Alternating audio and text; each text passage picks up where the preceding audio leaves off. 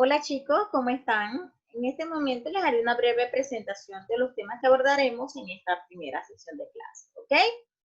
Recordemos que para esta sesión de clase vamos a trabajar la normativa, como ya deben haber revisado al inicio de la clase, la ruta de antes. Para efectos de este curso, vamos a trabajar lo que es la normativa, ¿ok? La normativa. Este es nuestro tema central. ¿Cuál es su logro? Que al finalizar la sesión, el estudiante aplica adecuadamente la normativa relacionada con los signos de puntuación, las tildes, los acentos y las mayúsculas en casos especiales. ¿Qué temas vamos a desarrollar para lograr esto? Primeramente debemos tener claro lo que es la normativa, ¿verdad? La normativa es un sistema de medios de expresión, ¿ok? Es una serie de normas por las cuales se deben aplicar estos signos de puntuación. ¿Con cuál fin? ¿Con cuál fin? De garantizar que nuestro escrito esté redactado de manera adecuada y pueda ser entendible. Para ello vamos a manejar lo que son los signos de puntuación, lo que es la coma, el punto, los puntos suspensivos, los signos de interrogación, admiración, los guiones y paréntesis y las comillas. Entre ellos, generalmente vamos a traer lo que es la coma, sus usos y sus ejemplos, ¿ok? Es importante que nos enfoquemos en esta parte. ¿Cuándo debemos hacer uso de la coma? Porque muchas veces nos confundimos cuando trabajamos la coma o el punto y coma, que es el otro signo que vamos a trabajar. Hay diferencias en su uso. Fíjense algo por un ejemplo clave.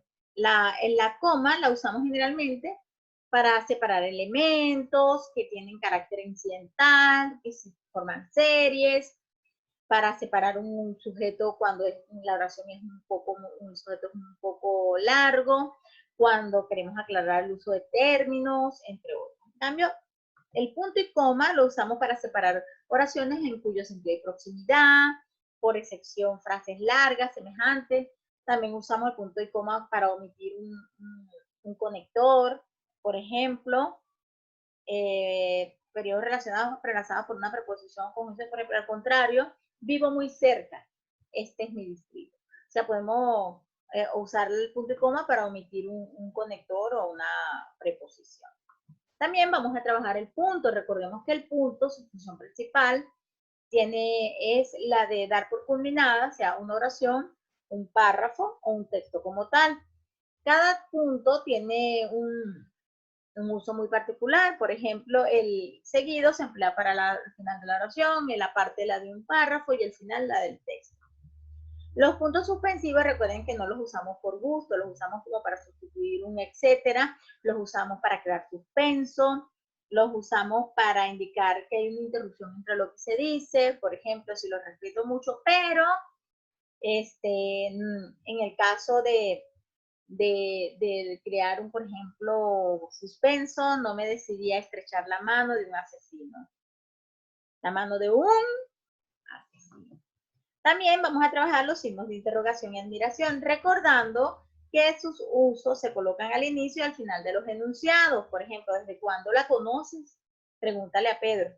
Por favor, señor, exclamó la muchacha. Generalmente los signos de interrogación y admiración van al inicio y al final del enunciado. También vamos a trabajar los guiones y los paréntesis. Recuerden que lo que vamos a hacer mayor énfasis en sus usos y sus ejemplos, ¿ok? Por ejemplo, el guión separa dos sílabas. Por ejemplo, cuando separamos en sílaba, siempre que una de ellas no sea una vocal aislada y para separar los componentes de algunas palabras compuestas.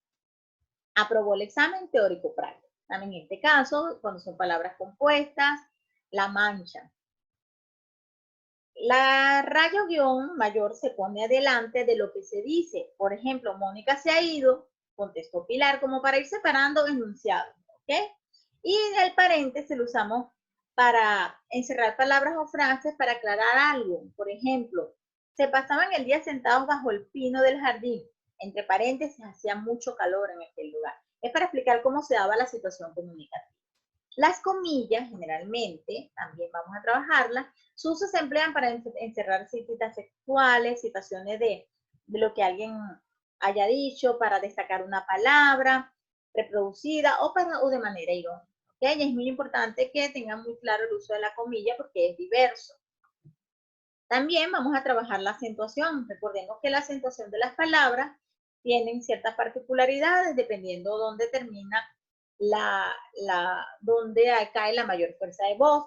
Recordemos que la acentuación no es más que la fuerza de voz de donde recae la mayor fuerza de voz de una palabra. Tenemos una tildación prosódica, que es cuando no marcamos la rayita o la virguliña, o cuando sí la marcamos, a esa le llamamos ortográfica.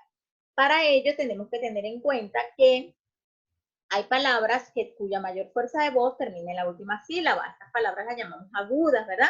Estas palabras agudas, cuando culminan en N o S o vocal, llevan tildación ortográfica.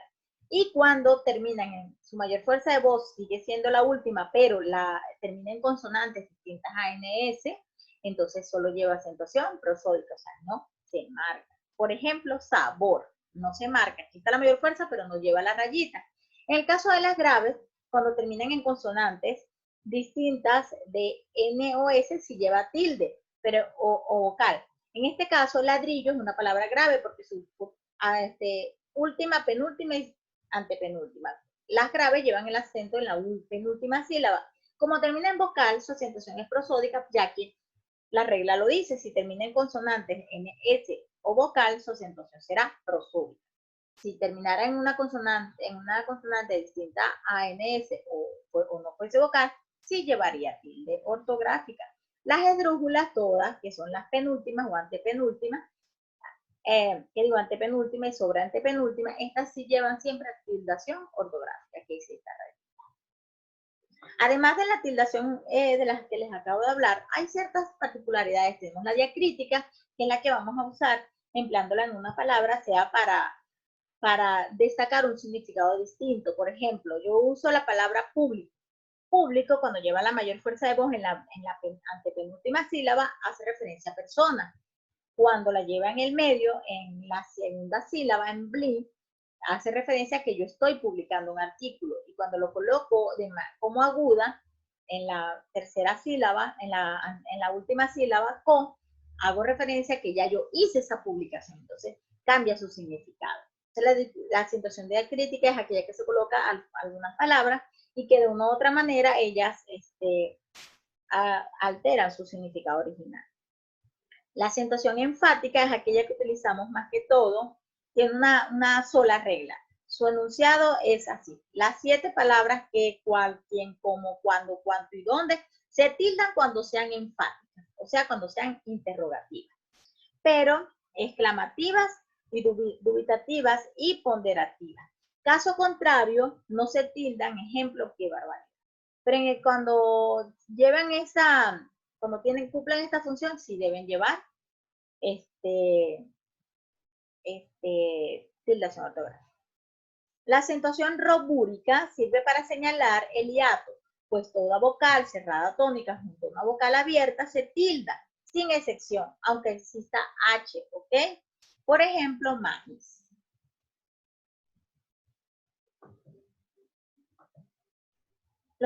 Algunos casos especiales de tildación, cuando indica hiato, lleva, ¿verdad? Cuando está entre palabras compuestas, 17º, histórico geográfico, mantienen su tildación.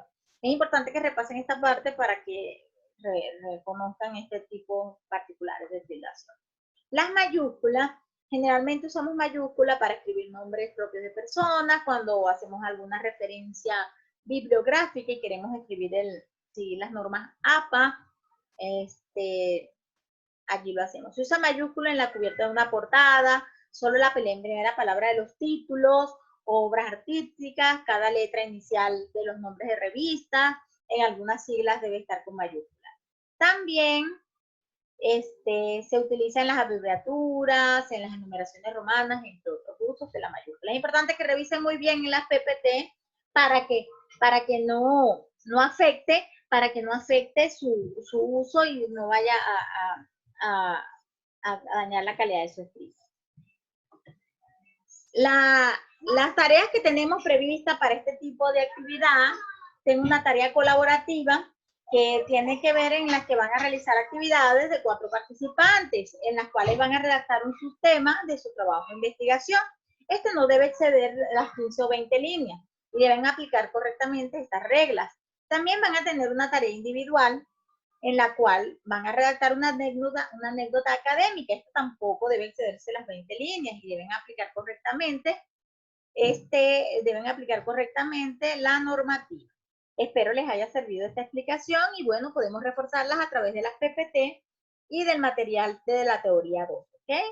Muchas gracias, chicos. Espero haya sido de utilidad.